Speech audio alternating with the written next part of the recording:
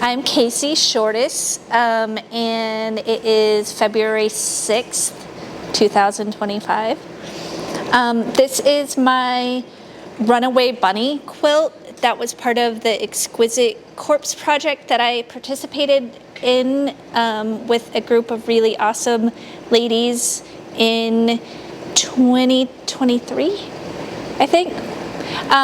So we, at the end of 2022, beginning of 2023, I was invited to be a part of this group that works on this Exquisite Corpse style project where we work kind of secretly. You start a section of a quilt, you pass that on with rules, and the next person can only see the one immediately before them, and then they have to follow rules. Part of the rules that everyone in this group was going by was to do, I think, a 6.5 unfinished by 60-inch strip. So first off, I knew it was going to kind of look like stripes, and I didn't want it to look too crazy between the differences, and I love black and white stripes. So actually turning it into a stripe quilt was important to me. So one of my rules became using only darks or only lights, which I provided. And I also, the Runaway Bunny comes in is I had this light fabric that had little bunnies on it, and that was another requirement for all the light rows. But at that time, also in December of 2022, I think it was, I took my mom to the hospital, and she ended up being very sick.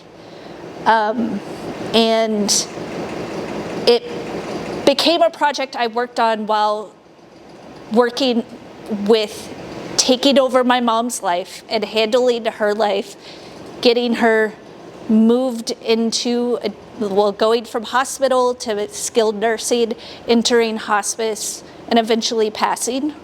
And the Runaway Bunny was a favorite book of hers to read to me as a kid. When I picked Runaway Bunny, bunnies have always been important. I guess I liked it, my mom liked it. I had no idea when I picked these bunnies that my mom was sick or that she would end up dying in a few months.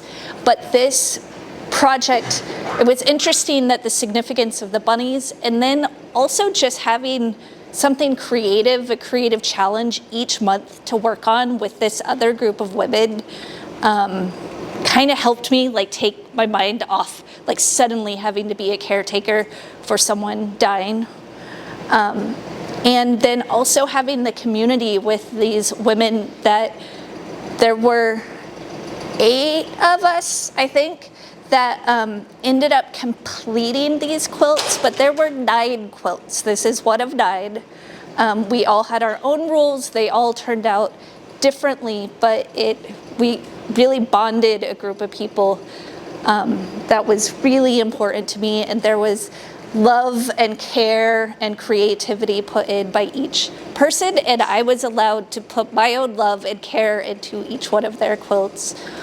There was also there was a 9th member of the group that had to kind of bow out of participation, but we banded together to make her a quilt. So there was an extra quilt.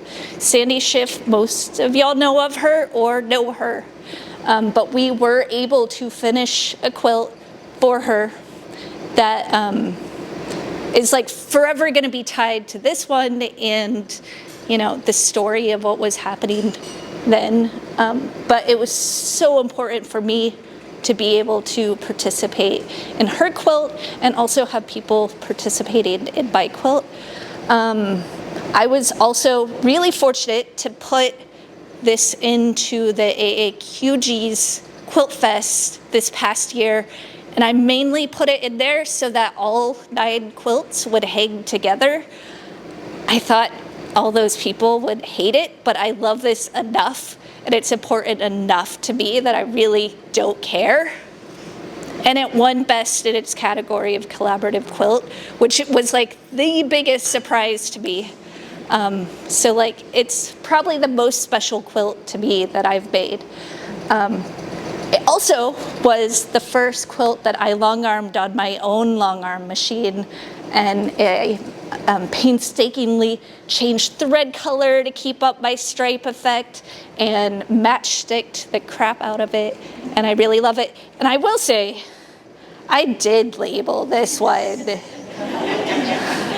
So I have my runaway bunnies back here, and I used all my scraps on the backing.